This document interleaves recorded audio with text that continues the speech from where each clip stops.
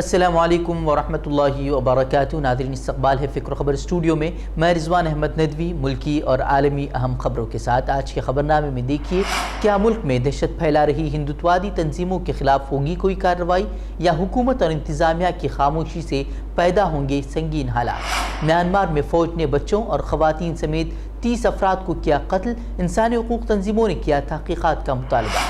اب افغانستان کے 4 ہوائی اڈوں کا انتظام سنبھالیں گے ترکی اور قطر، دونوں ممالک کا طالبان کے ساتھ معاہدے پر اتفاق۔ زیر قوانین واپسی کے بیان پر ہنگامہ برپا دیکھ وزیر زراعت نے دی صفائی، کہا میں نے ایسا کچھ نہیں کہا۔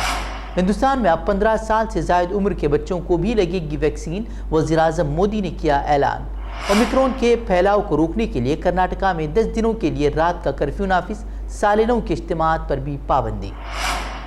تو ناظرین، خبروں کی تفصیلات سے قبل ایک گزارش آپ سے ضرور کریں گے کہ اگر آپ ہمارا تعاون کرنا چاہتے ہیں تو آپ ہمارے یوٹیوب چینل کو سبسکرائب کریں، ویڈیو کو لائک اور شیئر کریں، اور کمنٹ باکس میں خبروں کے تعلق سے اپنی آراء ضرور رکھیں۔ ناظرین، بڑھتے ہیں پہلے خبر کی طرف۔ میانمار کی ریاست کیاہ میں خواتین اور بچوں سمیت 30 سے زائد افراد کو قتل کر کے ان کی لاشیں جلا دی گئی ہیں۔ ہیومن رائٹس گروپ کا کہنا ہے کہ انہیں مقامی طور پر بے گھر لوگوں کی جھلسی ہوئی لاشیں ملی ہیں۔ ہلاک افراد میں بزرگ ہیں، خواتین اور بچے بھی شامل ہیں، جنہیں میانمار کی حکمراں فوج نے ہیپرو قصبے کے علاقے موسو کے قریب نشانہ بنایا۔ ہیومن رائٹس گروپ نے قتل کی ذمہ داری میانمار فوج پر عائد کی ہے۔ وہیں میانمار فوج کا کہنا ہے کہ انہوں نے دہشت گردوں کو قتل کیا ہے۔ انہوں نے کہا کہ گاڑیوں پر مشتمل قافلے کو انہوں نے روکنے کی کوشش کی، لیکن وہ نہیں رکے، جس کے بعد انہیں قتل کر دیا گیا۔ ایک اور شہری جو کہ اس وقت وہاں موجود تھے، انہوں نے کہا کہ آگ لگنے کے واقعے سے وہ تمام باخبر تھے، لیکن جائے وقوع پر وہ نہیں جا سکے کیونکہ انہیں خوف تھا کہ وہاں انہیں بھی گولی مار دی جائے گی، کیونکہ وہاں سے فائرنگ کی آوازیں مسلسل آ رہی تھیں۔ واضح ہے کہ یہ اس طرح کا پہلا واقعہ نہیں ہے، بلکہ اس سے قبل بھی میانمار فوج وہاں کے عام شہریوں کے قتل میں ملوث پائی گئی ہے، جبکہ روہنگیا مسلمانوں کے قتل کے بعد وہاں سے لاکھوں روہنگیا پناہ گزین جو ہے اب بنگلہ دیش اور دوسرے ملکوں کی طرف وہ پناہ لینے کو مجبور ہیں۔ تو ناظرین، بڑھتے ایک اور خبر کی طرف۔ روس کے صدر ولادیمیر پوتن نے کہا ہے کہ پیغمبر اسلام کی توہین ہرگز آزادی اظہار رائے نہیں، بلکہ مذہبی آزادی کی سنگین خلاف ورزی ہے۔ سالانہ نیوز کانفرنس سے خطاب کرتے ہوئے انہوں نے کہا کہ حضرت محمد صلی اللہ علیہ وسلم کی توہین مذہبی آزادی کے خلاف ورزی ہے، اور یہ مسلمانوں کے جذبات سے کھیلنے کے مترادف ہے۔ روسی صدر نے گزشتہ سال چارلی ہیبدو کے دفاتر پر ہونے والے حملوں کا بھی حوالہ دیتے ہوئے کہا کہ پیغمبر اسلام کی توہین جیسے اقدامات انتقامی کارروائیوں کو جنم دیتے ہیں۔ پوتن نے کہا کہ روس ایک کثیر النسلی اور کثیر الاعتقادی ریاست کے طور پر سامنے آیا ہے، اس لیے ہم روسی ایک دوسرے کی روایات کا احترام کرتے ہیں۔ انہوں نے اپنے حریف ممالک کو تنقید کا بھی نشانہ بنایا اور کہا کہ کچھ دوسرے ممالک میں اس کا احترام نہیں ہوتا۔ نظر بڑھتے ایک اور خبر کی طرف۔ ترکی اور قطر نے کابل کے بین الاقوامی ہوائی اڈے اور افغانستان میں 4 دیگر ہوائی اڈوں کا انتظام کرنے کے لیے طالبان کے ساتھ ایک معاہدے پر دستخط کر دیے ہیں۔ رپورٹ کے مطابق اس عرصے کے دوران تمام فریقین کے درمیان ہونے والی بات چیت مؤثر رہی، جس کے تحت انہوں نے آنے والے دنوں میں آپریشن پر کام کرنے کے لیے ایک تکنیکی گروپ بنانے پر بھی اتفاق کیا ہے۔ اس سلسلے میں مل کر کام جاری رکھنے کے لیے ترکی اور قطر کے وفود کابل کا دورہ بھی کریں گے۔ اس سے قبل قطری ٹیکنیکل ٹیم نے 31 اگست کو امریکی انخلا مکمل ہونے کے بعد کابل انٹرنیشنل ایئرپورٹ کی مرمت بھی کی تھی۔ اگست کے وسط میں طالبان کے اقتدار پر قبضے کے بعد سے کابل کے بین الاقوامی ہوائی اڈے اور پورے افغانستان میں بین الاقوامی اور مقامی پروازیں معطل کر دی گئی ہیں۔ ناظرین، بڑھتے ہیں اب ہندوستان کی خبروں کی طرف۔ ہندوتوا تنظیموں کے ہندو راشٹر کی چیخ و پکار ہم بارہا سنتے رہتے ہیں۔ بار بار ان کا مطالبہ رہا ہے کہ ہندوستان کو ہندو راشٹر بنانے کا اعلان کیا جائے، لیکن ہندو راشٹر کا مطلب کیا ہے؟ ہندوتوادی تنظیمیں مودی حکومت میں اس کی تصاویر ہمیں دکھا رہی ہیں۔ کبھی دھرم سنسد کے نام پر مسلمانوں کے قتل عام کی کھلم کھلا دھمکیاں دی جا رہی ہیں، تو کبھی لو جہاد، لینڈ جہاد، UPSC جہاد اور اس طرح کے دوسرے پروگراموں کے ذریعے لاکھوں ناظرین کے سامنے اس پر ڈیبیٹ چلا کر نفرتیں پھیلائی جا رہی ہیں۔ کبھی خود حکمراں جماعت ایسے قوانین لا رہی ہے کہ جس سے صرف مسلمان اور دیگر اقلیتوں کا جینا دوبر ہو رہا ہے۔ موب لنچنگ دلتوں پر ظلم پر خاموشی بتاتی ہے کہ ہندو راشٹر کا مقصد کیا ہے اور مطلب کیا ہے۔ گزشتہ کئی ماہ سے ہم دیکھ رہے ہیں کہ نارتھ انڈیا میں مسلمانوں کے خلاف کس قدر نفرتیں پھیلائی جا رہی ہیں۔ گروگرام میں نماز جمعہ کے لیے 20 منٹ کی نماز جمعہ کے خلاف وہاں ہنگامہ کھڑا کر دیا جا رہا ہے۔ اب عیسائی اقلیتوں کو بھی نشانہ بنایا جا رہا ہے۔ کرناٹک، مدھیہ پردیش سے کئی ویڈیوز سامنے آئی ہیں جہاں کرسمس پر عیسائیوں کے اسکولوں میں جا کر جے شری رام کے نعرے لگائے جا رہے ہیں۔ کل کئی ویڈیوز سامنے آئی تھی اور ان سب کے باوجود سرکاریں مکمل خاموش ہیں، جو ظاہر کرتی ہیں کہ ہندوتوادی تنظیموں کو اب کھلی چھوٹ ملی ہوئی ہے، وہ کچھ بھی کر سکتے ہیں اور اب سرکار ان پر کوئی کارروائی نہیں کرے گی، یہاں تک کہ وہ اقلیتوں کو بھی تحفظ فراہم نہیں کر پا رہی ہے۔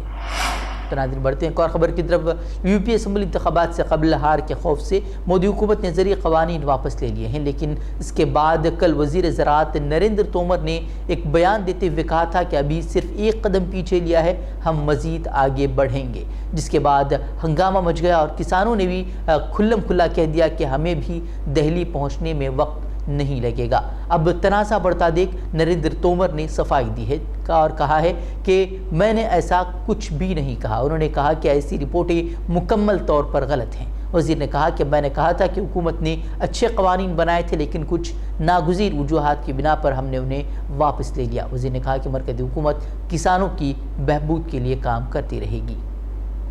میں نے یہ کہا کہ بھارت سرکار نے اچھے قانون بنائے تھے، اپریہاریہ کارنوں سے ہم لوگوں نے ان کو واپس لیا ہے، لیکن بھارت سرکار کسانوں کی بھلائی کے لیے کام کرتی رہی۔ یہ نہیں کہا، بالکل غلط پرچار ہے۔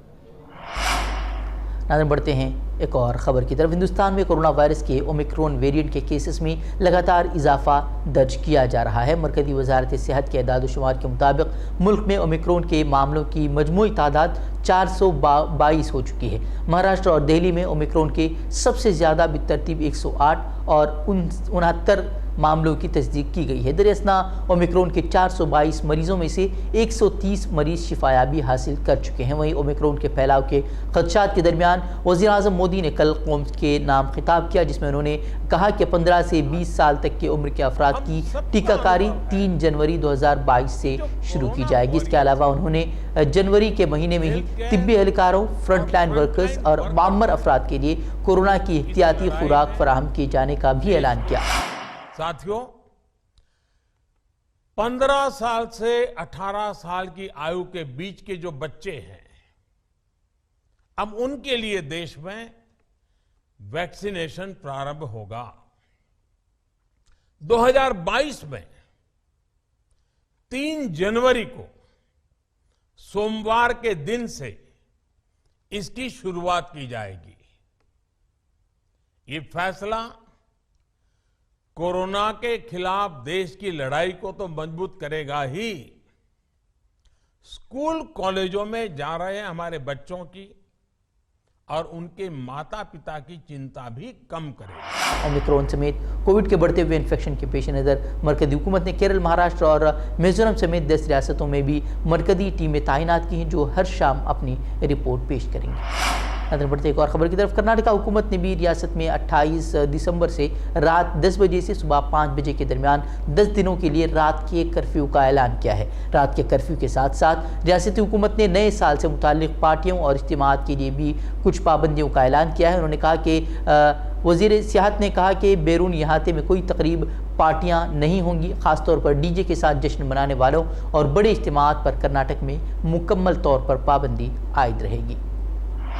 آگے بڑھتے ایک اور خبر کی طرف۔ اتر پردیش اسمبلی انتخابات کا جائزہ لینے اگلے ہفتے ریاست کے دورے پر آ رہے الیکشن کمیشن سے سماجوادی پارٹی نے اہم مطالبہ کر دیا ہے کہ چیف الیکشن کمشنر کی قیادت والے اعلیٰ سطحی نمائندے وفد کو حکومت کا موقف سننے کے بعد اس ضمن میں سبھی سیاسی پارٹیوں کی بھی بات سننی چاہیے۔